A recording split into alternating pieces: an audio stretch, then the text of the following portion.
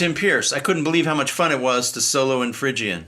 Click the link below if you want to check out the 10 video series on this in the masterclass, or if you want to sign up for the free soloing lessons. I'm using this new Hughes & Kettner little amp, and I have my PRS on the neck pickup. And the micro amp is on just with a little bit of push, so I get a little bit of grunge and a little bit of hair on it, but it's natural sounding to me. The reverb pedal's on, the MXR reverb right here. And then once again, as usual, through my 412 with Celestions V30s, into a 57, SM57, into the BAE mic pre, into the Apogee, into Pro Tools. That's the whole thing.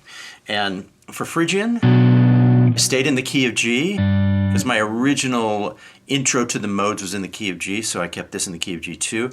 And basically the chord cycle is B minor to C and then back again. And there's a release that goes from A minor to D, and for there I shift to A Dorian. But I start this in Phrygian, and I think we can call it B Phrygian. And what I'm seeing when I do this first lick, I'm seeing a G major scale. That's how I deal with it. I look at the G major scale, and I can travel through the G major scale, but I have to make sure that my target notes, my anchors, I have to be careful with them, because when it's on the B chord, it needs to be in the realm of B, and when it's on the C chord, it needs to be in the realm of C. So this first riff, I kind of composed. I started every solo that when I tried to do this, I started every solo with this lick. And the key here is to play in the key of G without thinking. Easy enough. G major. 1, 2, 3, 4, 5, 6, 7, G major. But I made sure that I landed on a B note when the band shifted back to B. When we start on B minor, C lands back on B, and I land on a B note. So I stop on the right note for the chord. Because that's the thing. With this half step thing that's happening between B minor and C,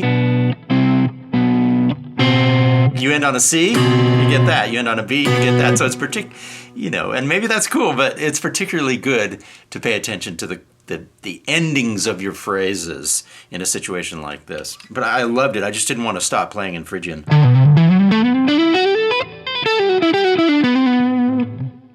So this first riff, I'm seeing the G major scale, and I'm seeing a G major chord right here. This one right here. And I come up, I start on fret 10 on the low E string. I pull off, and walk up, using the notes of the G major scale, and I hammer on. Move over to the A string, and it changes a bit. Just because I'm obeying the G major scale. Pull off, hammer on, move to the A string, hammer on. Move to the D string, same thing. Move to the G string, just 2 notes. Move to the B string. Move to the E string. So it's pretty similar. I'm going to speed it up a bit.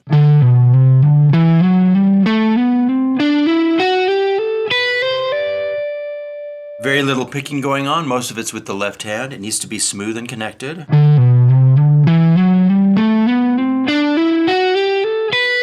All my usual reminders to put enough pressure to get the notes, but not too much so that your hand doesn't cramp. Make sure you have enough sustain on the guitar so it's easy to get a bloom out of the notes, and they don't just die. It's not so clean that they just die. So they have sustain. And make sure they all connect and try and get them all the same volume.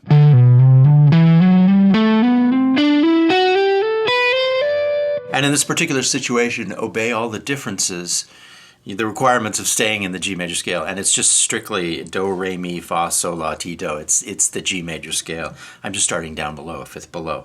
Here I go again.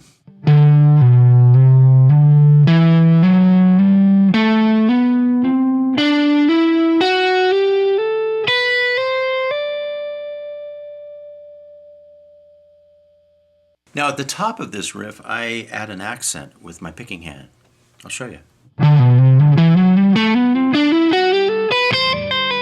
I picked really hard on that note, and for me that was a way of closing out one phrase and starting a new phrase and doing it rhythmically.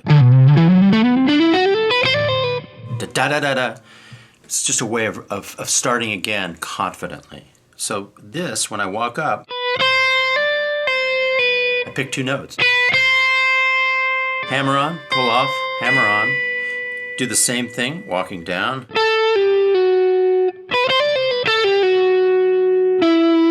Land here, and then go up and restart to finish out the phrase.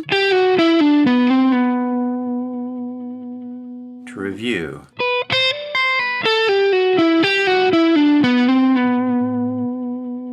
And again.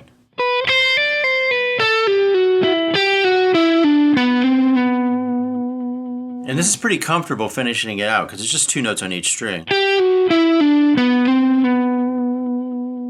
And the most crucial thing about this is I land on a B note when the band lands on B, because if I land on a C, I get this. It's okay to do that C in passing and keep that tension floating, but for me, I like to land on the tonic or a chord note. I'm going to do this whole phrase. All hammers. Then pick. Start again.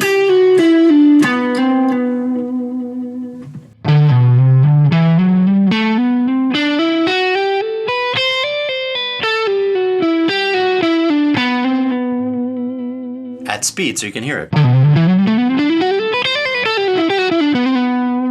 Happens quick. Now let me do it slow. Really slow.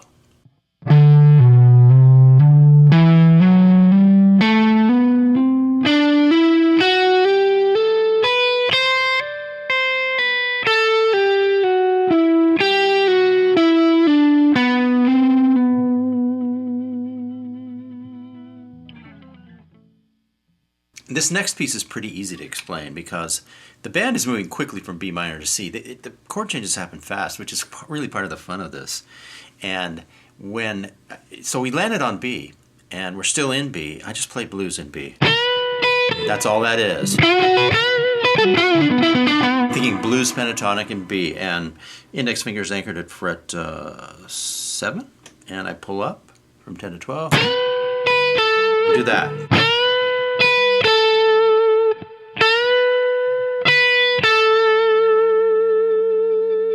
And then I hear the band go to C, I gotta change quickly, and all I do is I shift to G major pentatonic. It's really that simple. These are 2 very simple kind of moves here. B minor pentatonic and G major pentatonic. That's what happens next. That's B minor pentatonic, and then the band shifts to a C chord, I shift to G major pentatonic. And because it quickly lands back on a B chord, I bail out on a B note, which is part of G major. But it's still a solid and safe. There's no safer note to use on a B chord than a B note. So. Let's listen in context. I'll fire up the track.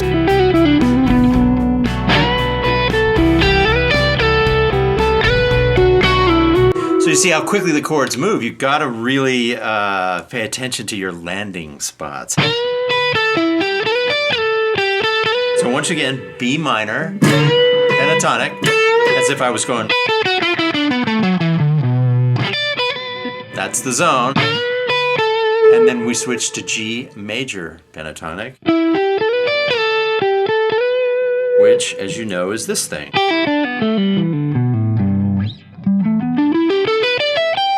But down in this position, it becomes. That's where I am. Let me do it really slow.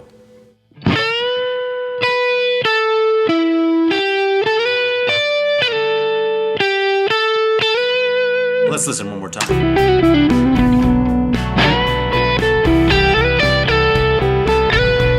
Slower.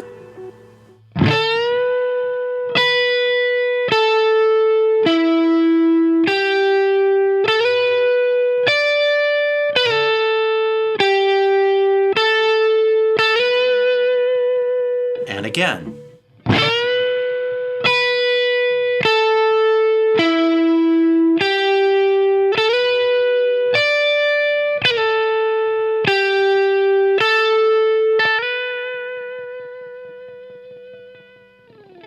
So we're on B minor, and I kind of almost go into some one string playing, even though it's on two strings.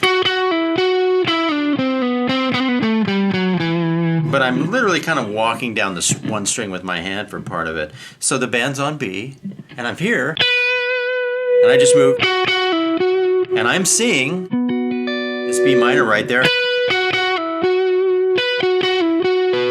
I'm just playing a piece of it. Not sure which finger I used. That's what it is. 11, 9, 11. And then I just use my hand to kind of walk down. Let's listen. Yeah.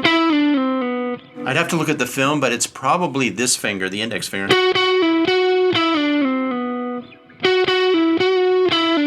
Could be that. You can do it your own way, but I'm walking down on the G string. And this is the G major scale, which we never leave during this whole thing. Pure one string playing, and I'm advancing down the neck to get my hand in a new position just with one finger on one string.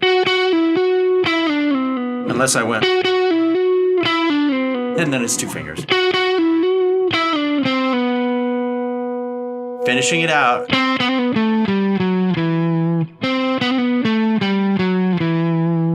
Let's listen. Yeah. So what I'm seeing here, G major is the same as E natural minor, and my mind has shifted to kind of an E minor mode. It's just an FYI, it doesn't really mean anything. But it also, I'm beginning to see A Dorian, A minor Dorian, because the next two chords I have to shift to A Dorian to make it through the A minor and D chord. So really that's probably more what my mind is beginning to see. I'm up here seeing the B minor chord in Phrygian. And I walk down on one string. Look, we have a 9, 7, 5, 4. I do this trill. That's the move I come back to. So pick, hammer on, pull off. And then I walk down. And this is really, I'm kind of seeing A minor before I'm playing A minor. But it also could be E. Be A minor Dorian or E natural minor. I'm not sure what the mode is called right now.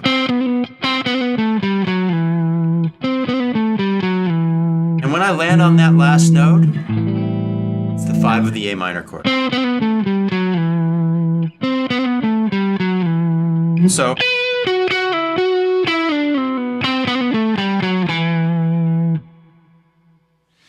now that the band has hit A minor and is on its way to D, I do some chordal playing. So the last part of this phrase,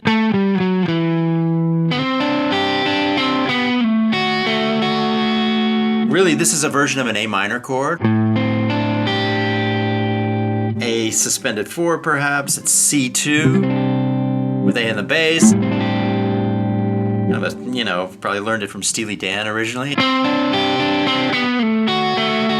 But really, it's an A minor. You know, it's G sus over A. There's lots of ways lots of terms you can use to call this. So I'm picking across. Not playing the low A note, I just used it as a demonstration. So I land.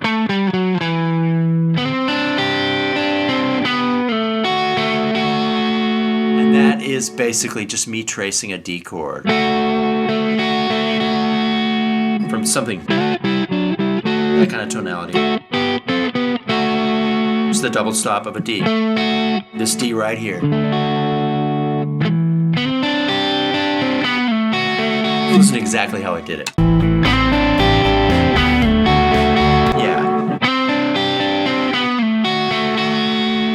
Once again, ending on an upbeat, doo-da, and letting it hang.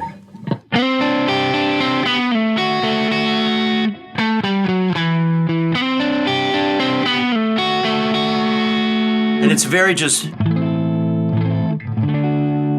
tracing and stating the A minor to D in a little bit of a unique fashion. Let me do it really slow. And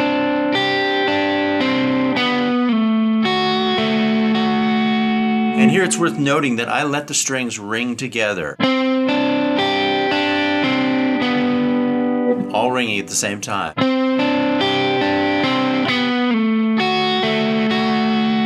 Letting those two ring and vibratoing them a little bit. And check out the way I picked that last one. It's down, up, down, up. Often when I'm using the high string, I like to do an upstroke.